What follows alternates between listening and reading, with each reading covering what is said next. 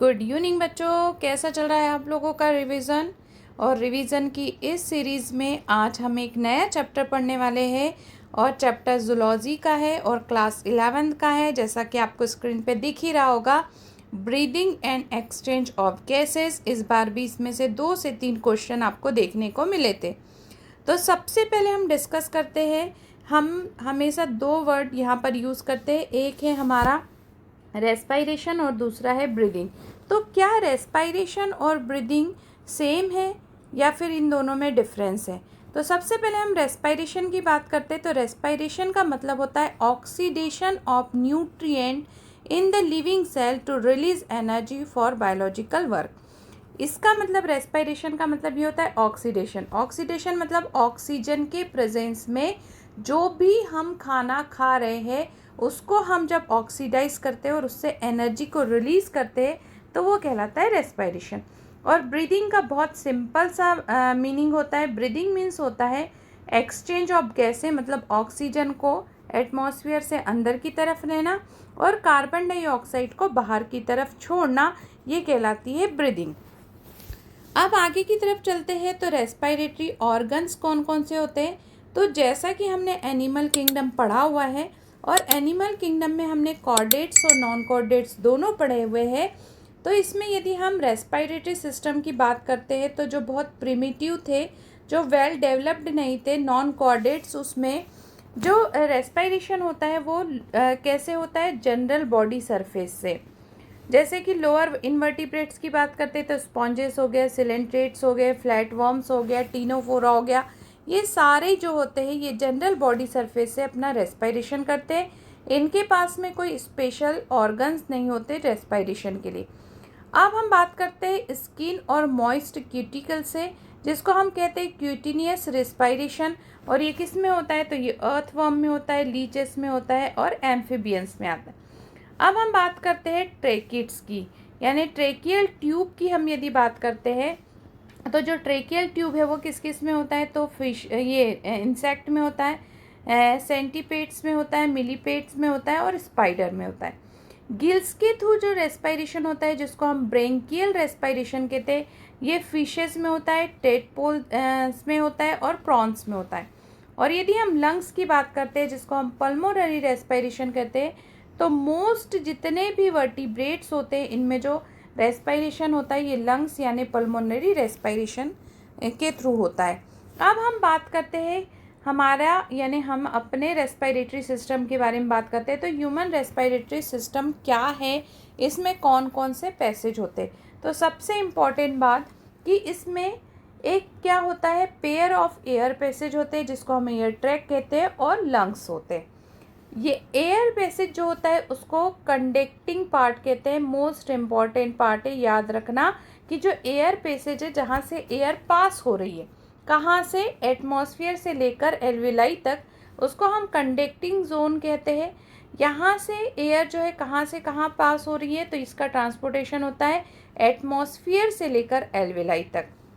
अब इसमें जो एयर होती है वो एकदम प्योर तो होती नहीं है, तो इसमें कुछ फॉरेन पार्टिकल्स होते हैं, उसको रिमूव करने का काम किसका होता है? कंडक्टिंग जोन का। ह्यूमिडिफाई करने का काम किसका है? कंडक्टिंग जोन का। और इसको brings the air to body temperature, यानी बॉडी टेम्परेचर के अकॉर्डिंग एयर को कन्वर्ट करने का काम भी किसका है? तो ये होता है कंडक्टिंग जोन का। अब हम बात करते हैं कि एयर ट्रांसफ़र कैसे होती है, कहाँ से कहाँ तक इसका ट्रांसफ़र होता है। तो सबसे पहले हमारे पास में होते हैं एक्सटर्नल नॉस्ट्रिल्स। एक्सटर्नल नॉस्ट्रिल से ये जाता है नेज़ल पैसेज, नेज़ल पैसेज से जाता है नेज़ल चैम्बर, फिर होता है फेरिंग्स, फिर होता है ग्लॉटिक्स, ग्लॉटिक्स से लैरिंग्स में, लैरिंग्स से फिर ट्रेकिया, ट्रेकिया से जाता है primary bronchi, secondary bronchi, tertiary bronchi, bronchioles, terminal bronchioles और रेस्पायरेटरी ब्रोंकियोल्स। इसके बाद में जाता है ये एल्वेलरी डक्ट के अंदर। अब देखो, सबसे पहले मैंने ऊपर तुम्हें जो बताया था वो क्या बताया था? कंडक्टिंग पार्ट बताया था। यस, तो जो कंडक्टिंग पार्ट है वो कहाँ से कहाँ तक होता है? तो याद रखना, जो कंडक्टिंग पार्ट होता है वो एक्सटर्नल नॉस्ट्रिल से लेकर जो हमारे टर्मिनल ब्रोंकाई होते हैं वहाँ तक का जो पार्ट है वो कहलाता है हमारा कंडक्टिंग जोन, और जो रेस्पायरेटरी जोन है वो कौन सा कहलाता है, तो वो हमारे लंग्स और एल्वियुलर डक्ट जो होती है वो हमारे क्या कहलाते हैं, उसको हम कहते हैं रेस्पायरेटरी जोन। अब जो रेस्पायरेशन है तो ये कहाँ से कहाँ तक हो रहा है, ये हमारा हमने जो एक्सटर्नल नॉस्ट्रिल पढ़े उससे लेकर एल्वियुलरी डक्ट तक। अब इसमें एक चीज़ आप लोगों ने पढ़ी होगी जिसमें हमने देखा था लैरिंग्स। जो लैरिंग्स होता है उसको हम कहते हैं साउंड बॉक्स, या फिर हम इसको कहते हैं वॉइस बॉक्स। इसका फंक्शन क्या होता है, तो इसका फंक्शन होता है साउंड का प्रोडक्शन करना। ये बना किसका होता है, तो ये कार्टिलेजिनियस होता है।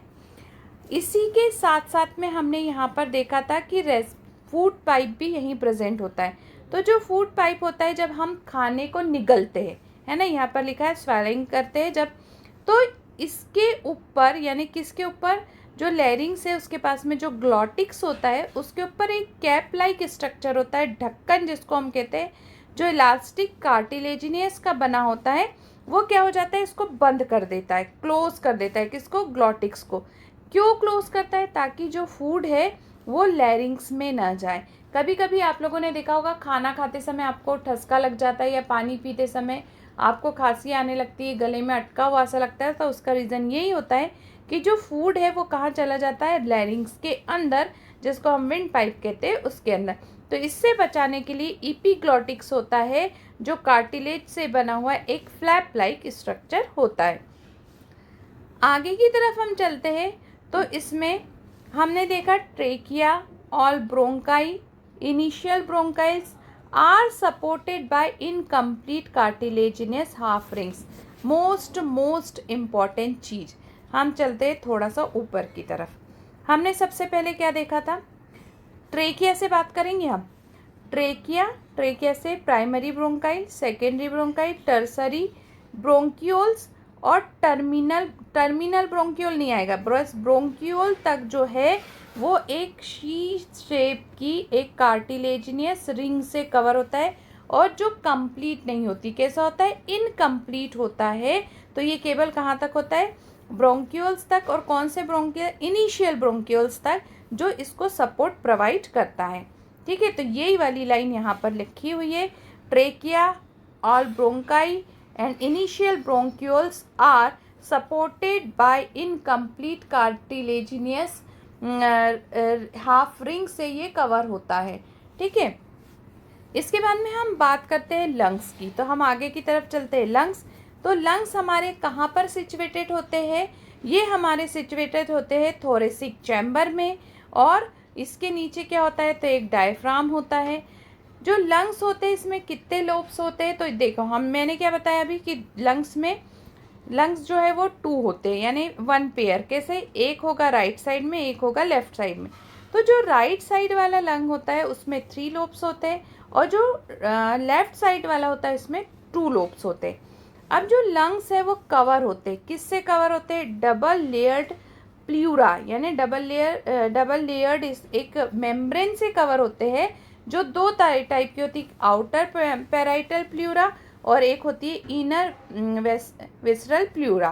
ठीक है, तो ये याद रखना है कि ये किससे कवर होता है, तो प्ल्यूरा से कवर होता है, आउटर और इनर। अब ये जो लेयर है ये हमारा लंग्स है, इस लंग्स में आउटर और इनर प्ल्यूरा है, और इसी के बीच में एक फ्लूइड भरा होता है जिसको हम क्या कहते हैं, इसको हम कहते हैं pleural fluid.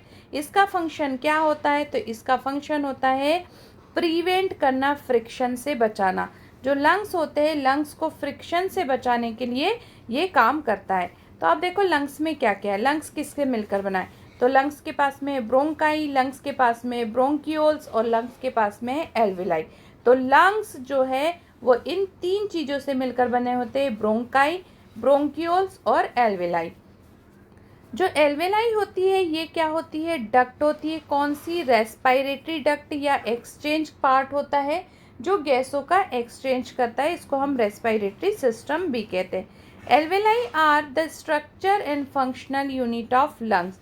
Alveoli are the structural and functional unit of the lungs. अब देखते हैं कि जो स्टेप्स है रेस्पिरेशन की वो कौन कौन से होती है। तो सबसे पहले होता है पल्मोनरी वेंटिलेशन, यानी ब्रीदिंग होती है। फिर उसके बाद होता है गैसेस एक्सचेंज। गैसेस एक्सचेंज किसके बीच में हो रहा है? लंग्स से एल्विलाई और एल्विलाई से ब्लड में।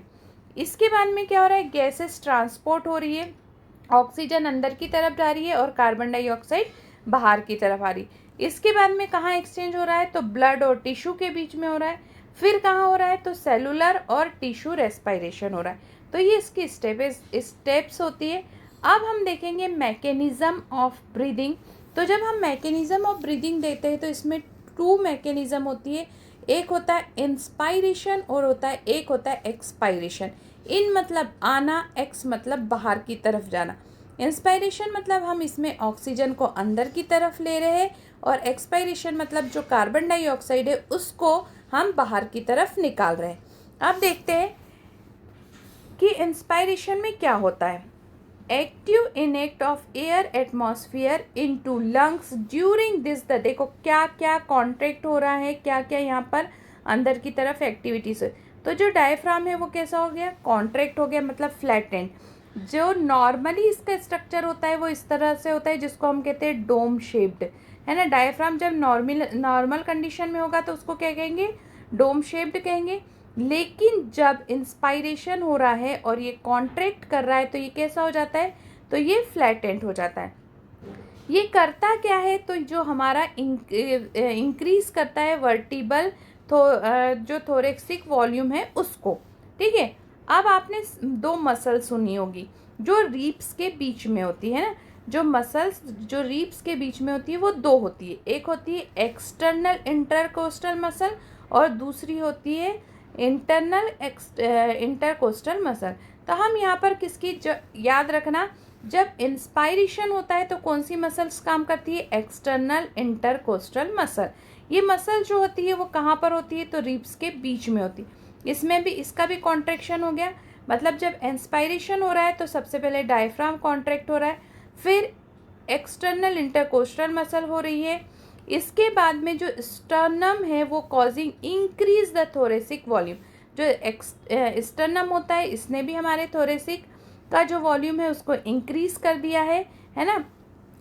अब जब वॉल्यूम, देखो ध्यान से एक चीज़ बहुत केयरफुली पढ़ना, increase in thoracic volume reduce thoracic pressure.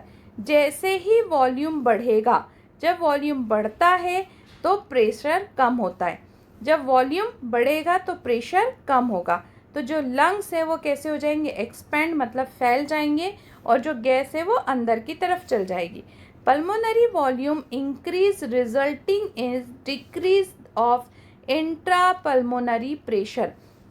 क्या बोला मैंने? कि जो पल्मोनरी वॉल्यूम इंक्रीज होगा तो डिक्रीज क्या हो जाएगा? Pulmonary pressure. और जैसे ही पल्मोनरी प्रेशर किससे कम हो जाएगा? एटमॉस्फेरिक प्रेशर से। तो ऑक्सीजन जो है वो किधर चली जाएगी? लंग्स की तरफ। क्या? पल्मोनरी वॉल्यूम इंक्रीज हुआ, कहाँ का? अंदर का। और अंदर का क्या कम हुआ? प्रेशर। और एटमॉस्फेरिक जो प्रेशर है वो बढ़ गया। तो जब एटमॉस्फेयर में प्रेशर ज़्यादा रहेगा तो गैस अंदर की तरफ आएगी, मतलब बाहर से अंदर की तरफ, ठीक है। अब चलते हैं हम एक्सपायरेशन की तरफ। तो एक्सपायरेशन में क्या होता है कि जो जितनी भी चीज़ें अभी हमने ऊपर की तरफ देखी थी वो सारी कैसी हो गई थी? कॉन्ट्रैक्ट हो गई थी। अब इसके समय क्या होगा? इंटरकोस्टल मसल वहाँ पर कौन सी थी? याद करो जरा फटाफट से, ऊपर की तरफ चलो। External intercostal muscle. और यहाँ पर कौन सी है? इंटरनल कोस्टल मसल्स, डायफ्राम सब रिलैक्स हो जाएंगे। और क्या होगा? जो थोरेसिक वॉल्यूम है वो कैसा हो जाएगा? डिक्रीज। और जो पल्मोनरी वॉल्यूम है वो कैसा होगा? वो हो जाएगा, बढ़ जाएगा, है ना। और एयर कहाँ चली जाएगी? बाहर की तरफ।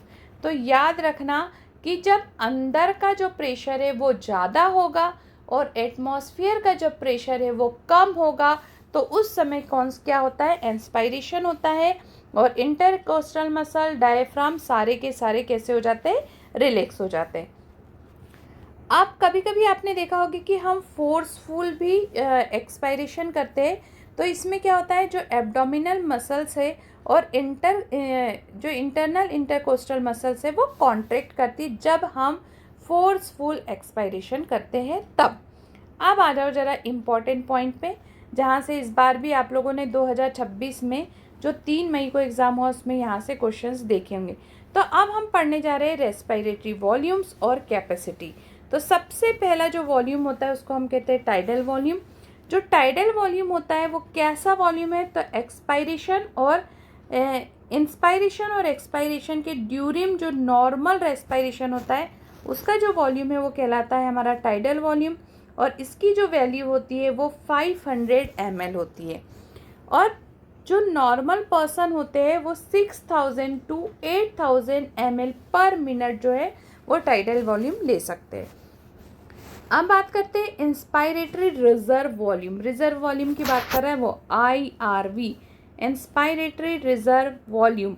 और यहाँ पर ये जो वॉल्यूम होता है additional volume of air that can inspire by forceful inspiration. जब हम फोर्सफुल इंस्पायरेशन करते हैं तो उस समय जो वॉल्यूम अंदर की तरफ जाता है उसको कहते हैं इंस्पायरेटरी रिजर्व वॉल्यूम। जो नॉर्मल जा रहा है वो तो अलग ही है, लेकिन ये एक्स्ट्रा जो जा रहा है उसकी बात कर रहे हैं। तो वो कितना होता है, तो वो 2500 to 3000 ml तक हो सकता है। फिर हमारा एक्सपायरेटरी रिजर्व वॉल्यूम, मतलब हम जो फोर्सफुली जब रेस्पिरेशन कर रहे हैं उस समय का जो वॉल्यूम होता है उसको हम कहते हैं एक्सपायरेटरी रिजर्व वॉल्यूम। तो ये कितना होता है, तो ये होता है 1000 से 1100 ml तक। रेसिडुअल वॉल्यूम क्या होता है, volume of air remaining in lungs after forceful expiration. आप कितना भी फोर्सफुल एक्सपायरेशन कर लो उसके बाद भी लंग्स के अंदर कुछ वॉल्यूम बचा हुआ होता है जिसको हम कहते हैं रेसिडुअल वॉल्यूम, और इसकी वैल्यू जो होती है वो 1100 to 1200 ml तक की होती है। ये हमारे सारे क्या थे, वॉल्यूम्स थे। अब हम क्या पढ़ने वाले हैं, कैपेसिटी। तो सबसे पहले जो कैपेसिटी है वो है इंस्पायरेटरी कैपेसिटी। तो इंस्पायरेटरी कैपेसिटी किसके इक्वल होगी, टीवी मतलब टाइडल वॉल्यूम, और IRV मतलब क्या पढ़ा था हमने, जल्दी बताओ, इंस्पायरेटरी रिजर्व वॉल्यूम। ठीक है, इसके बाद में हम किसकी कैपेसिटी की बात कर रहे हैं, एक्सपायरेटरी कैपेसिटी की बात कर रहे हैं। तो ये किसके इक्वल होगा, टीवी प्लस ERV के इक्वल होगा। अब फंक्शनल जो रेसिडुअल कैपेसिटी होती है, यानी volume of air remaining in the lungs, याद है जो रिमेनिंग थी हमने वहाँ पर RV पढ़ा था। तो इसमें जो होता है वो क्या होता है, ERV प्लस RV। तो इससे हम क्या निकाल लेते हैं, इससे हम निकाल लेते हैं हमारा FRC। डन। इसके बाद में हम चलेंगे तो टोटल लंग कैपेसिटी हमें निकालना है। तो टोटल लंग कैपेसिटी को हम दो तरीके से लिख सकते हैं। क्या कर ले, रिजर्व वॉल्यूम रख दो, ERV लिख दो, टीवी लिख दो, IRV लिख दो, या फिर VC और RV को भी यदि हम लिखेंगे तो हमारी टोटल लंग कैपेसिटी इजीली निकल आएगी। अब जो टोटल लंग कैपेसिटी वो कितनी होती है, तो 5000 to 6000 ml तक हमारी टोटल लंग कैपेसिटी होती है। अब आगे की तरफ हम देखो तो part of the respiratory tract, कहाँ से रेस्पिरेटरी ट्रैक कहाँ से कहाँ तक बताया था मैंने आपको, from nostril to terminal bronchi से not involve in gases exchange is called dead space. ऐसा कुछ स्पेस होता है जो गैसों के रेस्पिरेशन में कोई भी इन्वॉल्व नहीं होता है, उस स्पेस को हम क्या कहते हैं, उसको हम कहते हैं डेड एयर वॉल्यूम। और ये कितना होता है, 150 ml। ये कहाँ से निकाला जाता है, तो ये निकाला जाता है हमारी जो टाइडल वॉल्यूम है उसमें से। इसका मतलब हम टाइडल वॉल्यूम में से भी ओनली कितना वॉल्यूम यूज़ कर रहे हैं, 300 है ना, तो 350। ठीक है, अब आगे की तरफ चलते हैं। तो आपको यदि नॉर्मल रेस्पिरेशन है तो वो कैसा होगा, इंस्पायरेशन प्लस एक्सपायरेशन, तो ये नॉर्मल रेस्पिरेटरी रेट होगी। अब हमें इसको यदि मेज़र करना है तो इसको मेज़र करने के लिए हम जिस इंस्ट्रूमेंट का यूज़ करते हैं उसको कहते हैं स्पायरोमीटर, है ना, या फिर रेस्पायरोमीटर। स्पायरोमीटर या फिर रेस्पायरोमीटर जो रेस्पिरेशन की रेट को हमें मेज़र करके दे देगा। तो ये हमने आज पढ़ा ब्रीदिंग एंड एक्सचेंज का कुछ पार्ट, और जो बचा हुआ पार्ट है उसको हम कल कवर करेंगे। कल हमारा ये चैप्टर कंप्लीट हो जाएगा। तो इस चैप्टर को ज़रूर रिवाइज करिए, क्योंकि यहाँ से हर बार 2 से 3 क्वेश्चंस आते हैं। इस लेक्चर को देखने के बाद में आप अपनी एक बार NCERT को ज़रूर रिवाइज करना। तो अब हम कल मिलेंगे, तब तक चैनल को लाइक कीजिए, सब्सक्राइब कीजिए और शेयर कीजिए और अपना रिवीजन करते रहिए।